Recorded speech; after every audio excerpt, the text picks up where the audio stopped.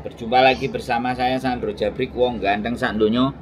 Mohon untuk tidak menyebutkan nama dan identitas dalam peromongan ini karena peromongan ini akan saya naikkan dalam konten YouTube. Gimana, Mbak? Boleh.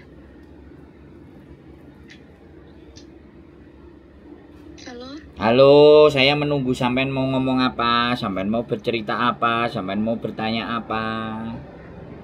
Saya dituduh nyuri perhiasan majikan, Mas. Mantap, mantap sekali. Terus?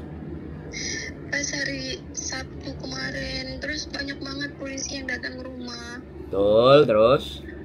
Ngegeledah gitu. Polisi ada kali 10 sama detektifnya 3. Mantap, keren berarti sampean. Lanjut. Terus ya kata saya nggak tahu apa-apa.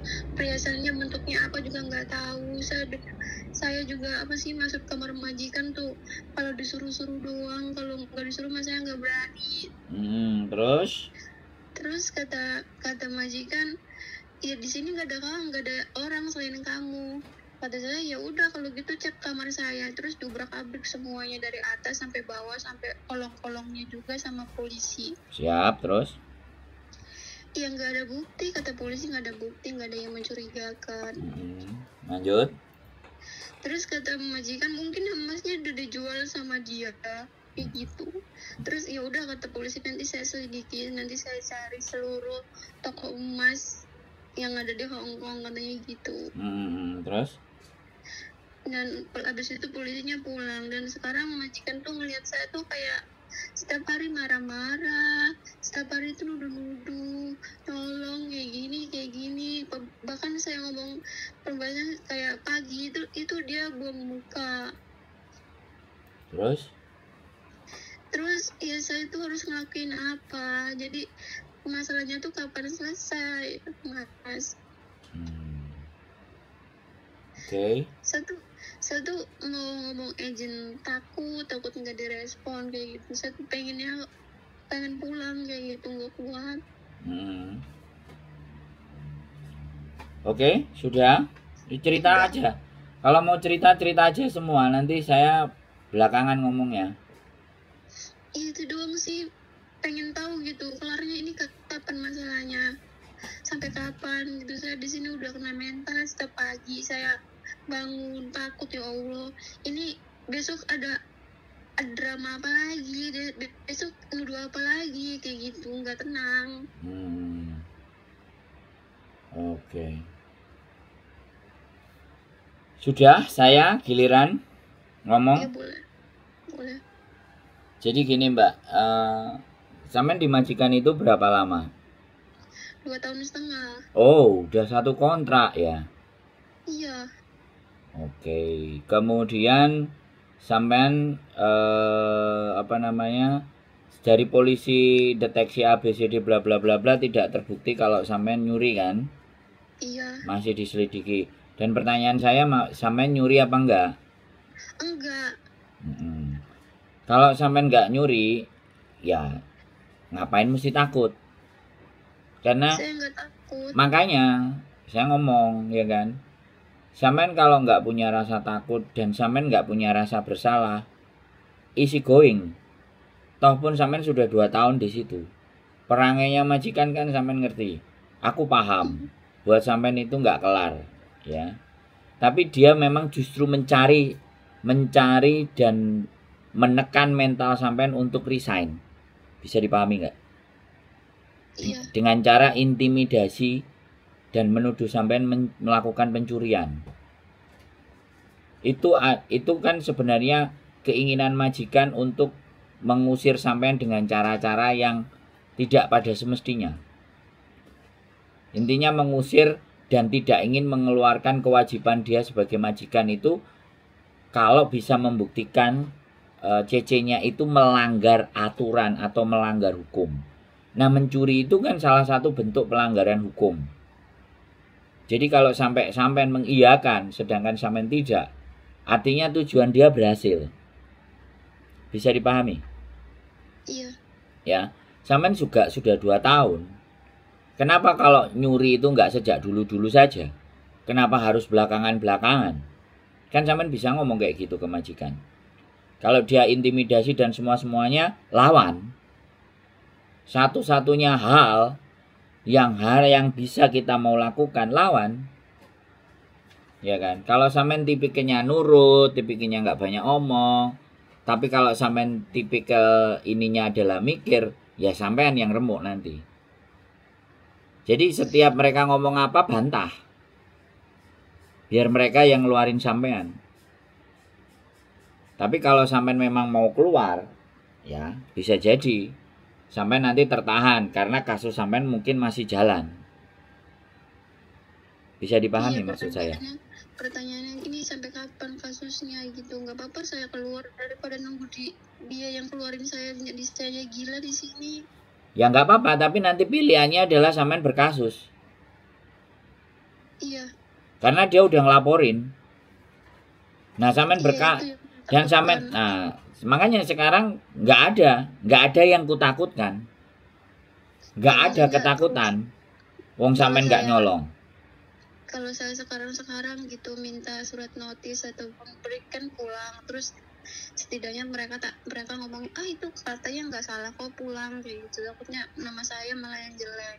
Lah kan sampean bisa berpikir sendiri, makanya jangan ngerasa kalau sampean sama majikan dicuekin, sama majikan digituin terus sampean kena mental. Kalau sampean kena mental ya itu tujuannya mereka berhasil membuat mental sampean down, mengkasuskan sampean. Kalau majikan cuek saya ikut cuek gitu. Ya nggak peduli, selesaikan sampai finish. Lama-lama juga dia yang akan kelar.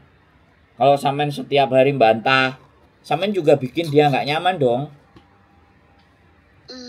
Sampean juga berusaha membuat dia nggak nyaman. Aku ngerti sampean nggak bisa menjadi orang yang seperti itu. Aku ngerti sampean misalnya nggak ngelakuin apa-apa.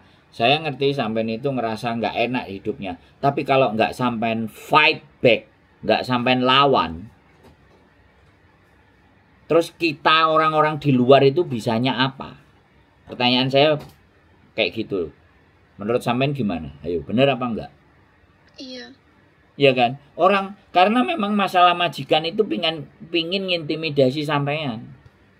Pingin menekan mental sampean. Lah sekarang sampean itu punya teman-teman yang menguatkan mental enggak? Enggak. Lah. Mereka malah ngejauhin saya. Lah. Ya kan? Jadi sampean enggak punya dukungan. Nah kalau saya enggak sampean telepon, apakah saya yang ngerti kehidupan sampean? Sampean nggak marani ke rumah saya, sampean nggak pingin ngobrol dengan saya, nggak pingin bercerita dengan saya, apakah saya juga bisa melakukan sesuatu buat sampean? Wong sampean cerita sama saya sekarang aja, saya pun juga nggak bisa melakukan apa-apa, kecuali saya hanya ingin membuat sampean tersadar dan terbangun. Bahwa kalau memang ini ujian saya tak adepi, kalau memang aku harus pocoy, aku pocoy. Kalau aku harus lawan majikan ini, ya aku lawan. Ini titik balik namanya. Di dunia ini tidak ada yang bisa menolong diri kita kecuali ya diri kita sendiri. Prinsip itu harus sampean pegang. Bisa dipahami nggak? Iya paham. Sorry to say, sampean lagi sedih. Sorry to say, sampean ingin nangis. Sorry to say, sampean ingin mengharapkan seseorang yang bisa mengerti perasaan sampean. Pertanyaannya sampai kapan? Kan itu yang sampean tanyakan tadi. Sampai sampean berani fight back. Sampai sampean berani melawan. Melawan dalam artian ini melawan bukan karena sampean pingin menindas mereka. Melawan itu hanya karena sampean tidak mau di dalam pekerjaan ini diintimidasi terus. Bisa dipahami nggak? Belajar untuk cuek. Belajar juga tidak peduli dengan majikan. Selama pekerjaannya sampean jalanin aja, dia nggak ngajak ngomong, ya sudah. Lama-lama dia sendiri yang boring. Sampean masih baru-baru ini di fase dia ngungkit-ngungkit dan semua-semua. Ya kan? Sekali lagi, kalau memang sampean nggak nyuri, kenapa harus takut dan kenapa harus pergi? Ya udah kerja biasa aja. Sumpel aja telinganya sama headset. Dengerin konten saya saja. Majikan bilang, kamu itu kerja gini. Hah? Cuma ya? Nah, buka telinganya, ngomong. Kamu ya gini. Terus kamu terima. Kamu mau aku pergi? Kamu mau aku kerja di sini? Ngomong dong. Kan kamu yang punya rumah, kamu yang berhak ngusir saya. Kalau kamu nggak suka sama saya, balik bilang kayak gitu, kelar itu, selesai. Sehari 2 hari sampean juga akan diusir. Berani nggak persoalannya sampean melakukan hal kayak gitu? Pertanyaan saya. Kalau nuduh lagi mungkin berani. Kenapa? Kalau sana kan nuduh lagi mungkin berani. Ya, nggak cuma nuduh. Ya, pokoknya sekarang itu ganti sampean sing suka-suka kerja di rumah majikan kalau sampean pingin dikeluarin. Ini memang cara yang jelek, tapi untuk menggugah, membuat hati sampean tersadar, harus dicoba. Ketakutan itu hanya dilawan dengan keberanian. Solusi ketakutan itu ya berani. Nggak ada tempat lain. Tapi rata-rata manusia kalau takut itu pasti menghindar. Bener nggak? Kalau takut dia pergi. Don't be a loser. Jadi kalau kita nggak berani, kalau kita takut itu jangan pergi. Kan sampean nggak salah. Dan sampean juga satu kontrak lebih. Bisa dipahami nggak maksud saya? Iya. Mungkin tapi kalau nunggu polisi permasalahannya biar selesai, kita nggak tahu ya kapan gitu. ya sampean ganti lapor ke polisi. Aku kemarin dituduh mencuri dan polisi belum membuktikan. Ini kasus saya jalan nggak? Kalau nggak saya ganti ngelaporin majikan saya. Karena dia menuduh tanpa bukti dan tidak ada kesepakatannya. Dan dia melakukan seperti ini kepada saya. Saya merasa tertekan dan tidak nyaman. Bisa sampean lapor lagi ke polisi. Atau sampean berani lagi ya ke labor. Saya dituduh mencuri. Polisinya datang sekian-sekian. Pada hari itu kronologisnya sampean tulis. Kasih ke labor. Dan dia sekarang melakukan intimidasi buat saya. Saya merasa tidak nyaman. Tolong saya ditengahi dengan majikan ini. Tolong saya dimediasi dengan majikan ini. Maunya dia apa? Boleh sampean minta ke labor kayak gitu. Bisa dipahami? Jadi solusi yang pertama adalah fight back, lawan. Fight back, lawan. 1. Yang kedua, bawa kasus ini ke labor. Setelah dia menuduh saya mencuri, membuat saya tidak nyaman. Dan saya bukan nggak mau mengakhiri pekerjaan ini karena ketidaknyamanan. Please, saya tolong dibantu untuk dimediasi dengan majikan ini. Panggil nanti majikan. Sama sampean, duduk mediasi. Dengan penengahnya labor. Nah, nanti di situ keputusannya kayak gimana? Enak itu. Sampean boleh ajak saya itu. Atau karena saya nggak punya license-nya pembela buruh migran dan semua kan. Ya ambil aja di Ngobang Yau. Ini teman saya, bantuin saya, minimal dia ada di sini. Nah, kalau sampean ngomong kayak gitu ya paling saya diizinkan. Karena saya pernah ngikutin anaknya nggak bisa bahasa, akhirnya saya nggak bisa bela dia. Karena dia nggak bisa nyampein ke labornya. Saya butuh translator.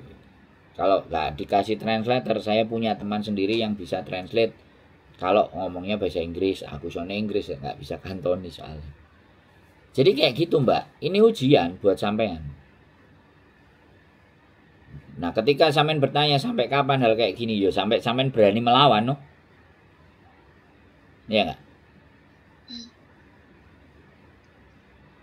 Sudah, dari saya ngomong, sampean punya pandangan, sampean punya gambaran, dan tahu apa yang harus sampean lakukan, sudah bisa memahami belum? Udah. Yang paling penting soalnya itu mbak. Kalau sampean pingin lagi secara tatap muka, secara ngobrol, silakan main ke rumah saya. Ayo. Gimana caranya ngadepin majikan-majikan yang kayak tai kayak gini nih? Oke, sampean nggak sendiri. Cuman kadang-kadang lebih penting main-mainnya daripada membicarakan tentang masa depan kita. Bisa dipahami? Iya, teman-teman itu kadang bagi saya bel gedes. Kalau disuruh telepon berani ngeluh, aku gini sampai Z. Dilajak ketemu aku libur ya, aku gak libur ya. Aku begini ya, aku begitu ya. Aku gak punya teman di sini. Hah? Udah nggak punya teman di sini, udah pada kabur, udah pada ninggalin saya. Lah, saya kan jadi orang yang terakhir ketika seseorang sudah tidak punya jalan keluar. Dan saya pernah nggak, kalau di konten-konten saya bilang, nggak usah ke rumah saya. Ya, ngapain kamu nanya-nanya saya, apakah saya ngentahin kayak gitu, kan nggak ada. Sampean telepon langsung tak telepon balik. Padahal saya nggak kenal sampean. Saya juga nggak dikasih duit sama sampean. Juga belum dibeliin kopi. Boleh nggak saya ngomong kayak gitu? Iya boleh, emang kayak gitu harusnya. Ya emang kayak gitu harusnya. Ya? Iya, kita nggak tahu, tapi Bapak masih bisa nasehatin saya, ya udah seneng. Yang lain kan yang disebut temen itu mana? Nah, Saya chat aja nggak ada yang bales. nah, sama saya di telepon langsung, di miss call langsung ditelepon balik, ya? Iya. Kenal aja enggak, ya? Ngasih keuntungan juga enggak, kan belum, bener nggak? Iya.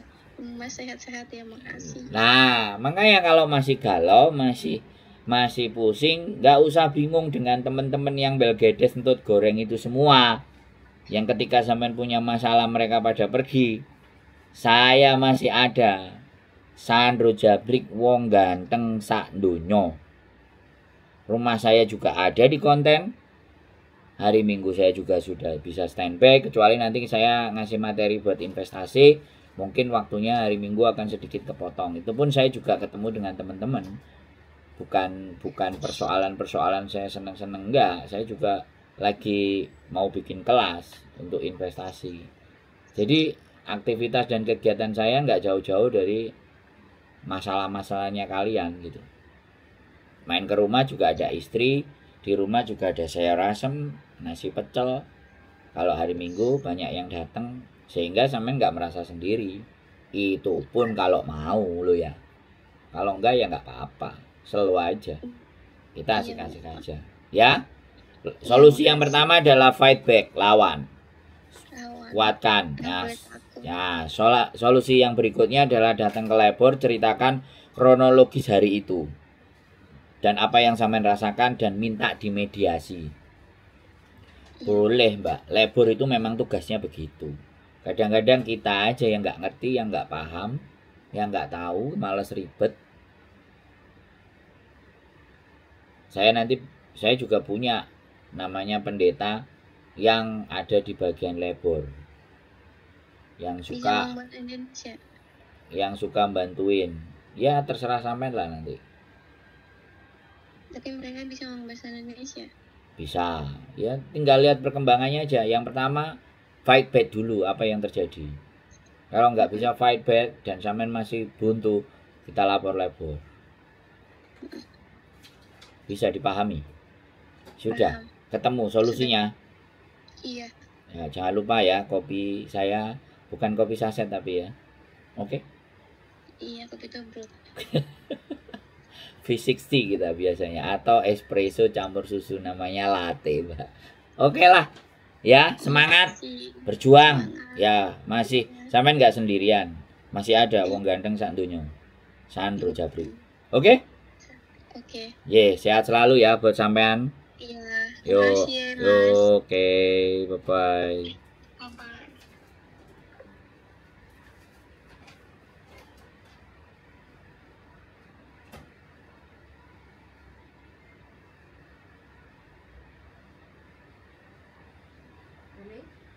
Oi.